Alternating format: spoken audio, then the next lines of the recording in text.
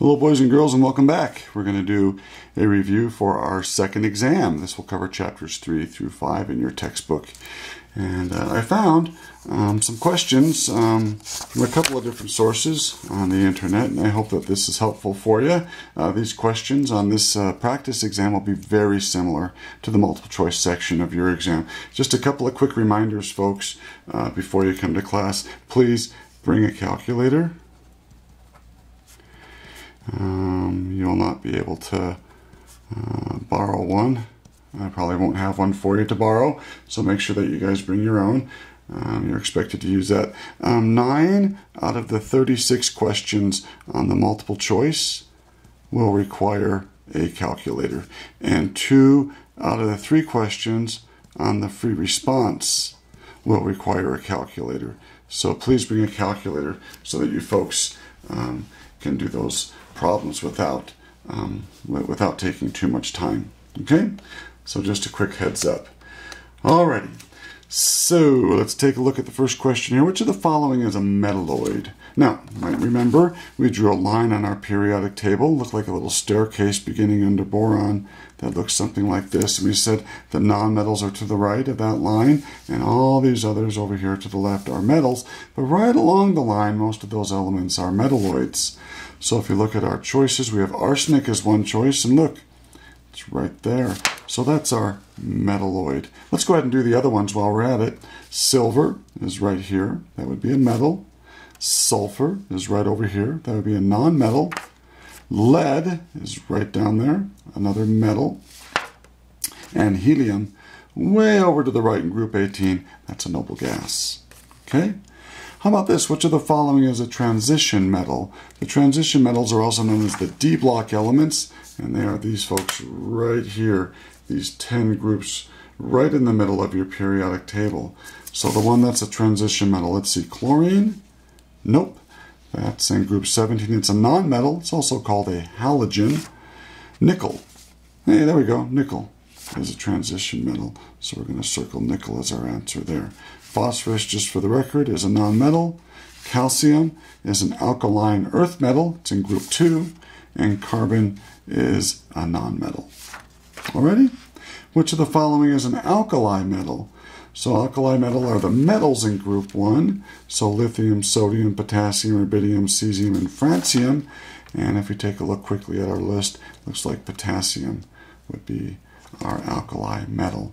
So make sure you folks know where the alkali metals are. They're group 1. The alkaline earth metals, they're group 2. The noble gases, group 18. And the halogens, group 17.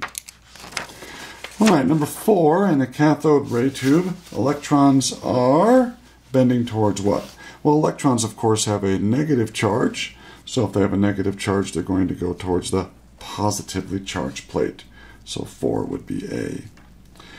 Number 5 talks about Rutherford's gold foil experiment. You guys should be familiar with his experiment. Remember, Rutherford discovered the nucleus, found it was in the center of the atom and had a very strong positive charge, and the electrons buzzed around the outside of that nucleus. He also determined that matter was composed primarily of empty space. So, which scattered alpha particle gives the best evidence for the nuclear atom? Well, I actually like A, B, E, and D. But I guess the best one would be where the alpha particles coming directly back towards the source. So I would choose A here. Remember, if an alpha particle has a positive charge, and let's say that this is the nucleus of my atom, that is a very strong positive charge. If it goes towards that nucleus, it will actually be repelled and bounce back. If it goes near the nucleus, it will be repelled and be deflected. Okay, so actually, whenever these alpha particles are deflected, I like those choices. See, most of the alpha particles went straight through, meaning that they didn't even come close to the nucleus of an atom. So, since most of them went straight through, matter is composed of empty space primarily. Okay, the word isotope, make sure you all know what an isotope is. It's atoms that have the same number of protons, or they're the same element, but they have a different mass. They have a different number of neutrons. So we want to find an isotope that has 20 protons right, and 22 neutrons. So we're going to find the element with 20 protons. So titanium has 22 protons. Zirconium has 40 protons. That's not it. We want to get one with 20. Calcium. Hey, calcium has 20 protons.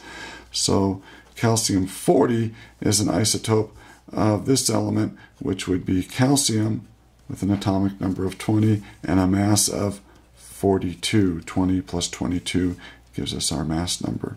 So calcium 40 was the one asked about. Calcium 42 was in the question. The answer was calcium 40. Okay. Number 7, that's another isotope question, and I want you to find the average atomic mass. So remember, the mass that we see on the periodic table below each element is the average mass of all of those elements' isotopes. And so we have one that has a mass of 24.02, that makes up 40% of those elements' atoms. And the other one's 26.10, that makes up 60% of that element's atoms. So since most of them weigh 26, I would expect the average mass to be closer to 26.1 than it is 24.02. So the way we do that is we take the mass of the first isotope and multiply it by its percent abundance, expressed as a decimal. And we'll do the same with the second isotope. Multiply it by its percent abundance, expressed as a decimal. And then we'll add these up to get our average mass. So we'll pull our calculators in now. And we have 24.02 times 0.400. Looks like we'll have 3 sig figs. That's 9.61. And then we have 26.10 times 0.600, and that's 15.7 to 3 significant figures. Then we'll add these up. Looks like you get a 1 and a 3. We'll carry the 1 here. That's a 15. We'll carry the 1 there. So it looks like my calculated answer is 25.31. We can go to the nearest tenth. So I would say 25.3 atomic mass units would be the average mass of that mystery element. Okay? So far so good. Make sure you folks can find the average atomic mass. We had some other examples in our notes and in our homework. Now remember, there are some dead guy questions. In fact, I put 9 of them on the exam. So make sure you take some time and review your notes, review your dead guys. Now when you do this, keep in mind that each of these answers could be used once, more than once, or not at all. So maybe John Dalton could be the answer to all of our questions. Maybe we won't even use John Dalton. So let's take a look. His model of the atom has been called the plum pudding model. Yeah, that's J.J. Thomson. So that would be letter C. His model is called the billiard ball model. So he said that atoms, he's actually the individual who was able to prove the existence of atoms experimentally, and he believed that atoms were the smallest particle in nature. You couldn't get anything smaller than an atom. So he said atoms are like billiard balls, and there are bigger ones and smaller ones.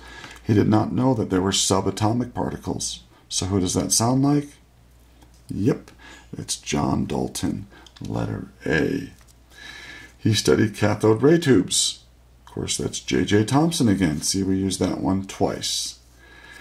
His philosophical idea included the term atomos, and that was Democritus. Maybe think to yourself, who was the guy who said that the 4 elements were earth, water, wind, and fire? Do you know the answer to that one?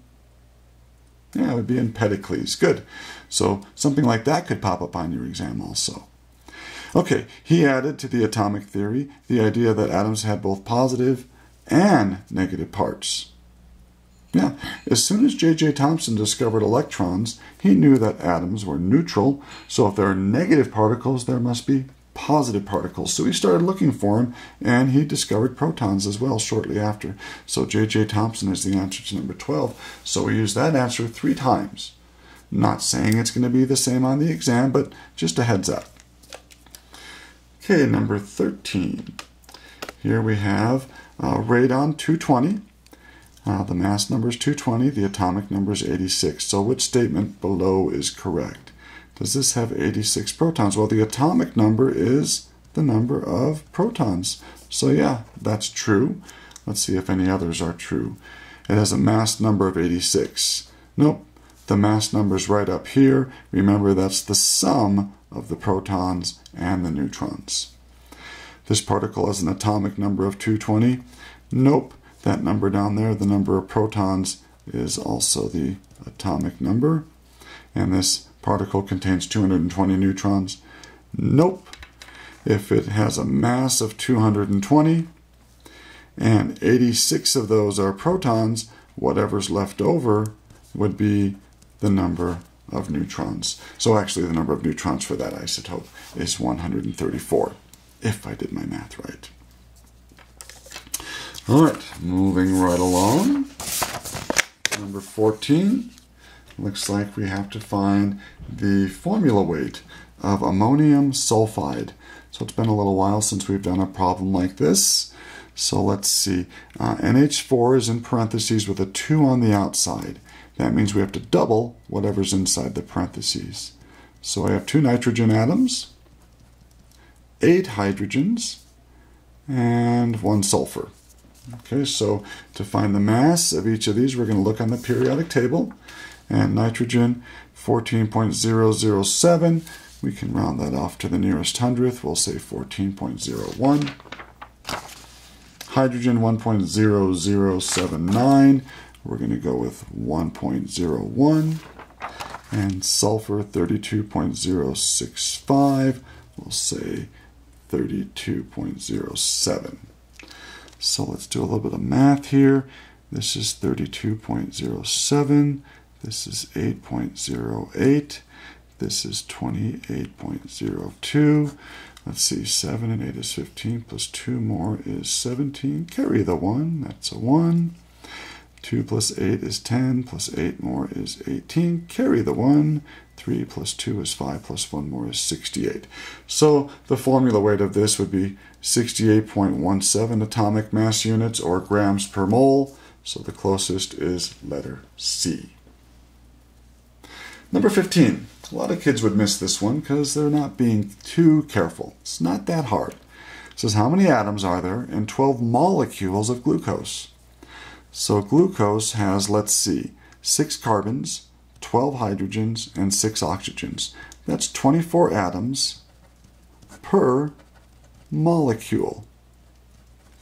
So if I have 12 molecules and there are 24 atoms in each molecule, how many total atoms would there be? Well, let's do a little bit of dimensional analysis. 12 molecules, and we'll hop out of molecules. We'll put them on the bottom, and we'll hop into atoms.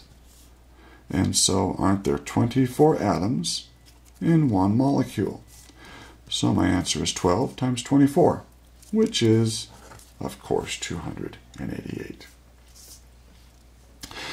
Okay, there will be some grams to moles, atoms to moles, moles to atoms, those types of mole calculations that we've done several of. I think I put 3 or 4 on the exam. So 16 is a great example for us to work. So we have 4.0 times 10 to the negative 5th grams of aluminum. Now, if this is a free response question, please make sure you show your setups and your units. So we have to hop out of grams of aluminum. We'll put those on the bottom. And we're going to get into moles of aluminum first before we get into atoms. We always put the number 1 by mole. And when we have grams of something, we're going to look that up on the periodic table. And it says aluminum is 26.98. Okay. Then we need to hop out of moles of aluminum and into atoms of aluminum. Put a 1 by mole. When we have atoms or molecules, we are going to put Avogadro's number, 6.022 times 10 to the 23rd. Now we'll plug and chug. Pull our calculators out again. And we have 4.0. We have to go second EE to the negative 5. So it should look like that on your calculator. Divided by 26.98. See, that's on the bottom, so I divide by it. times 6.022 second EE to the 23rd, enter. Looks like I get 8.93 times 10 to the 17th. So we're going to go with letter A as our answer. Okay? Well, let me stop right there. We'll call that part 1 of our review. I'll make 2 different videos for you. We'll wrap that up, and the second video should be up shortly. So stay tuned. Bye-bye.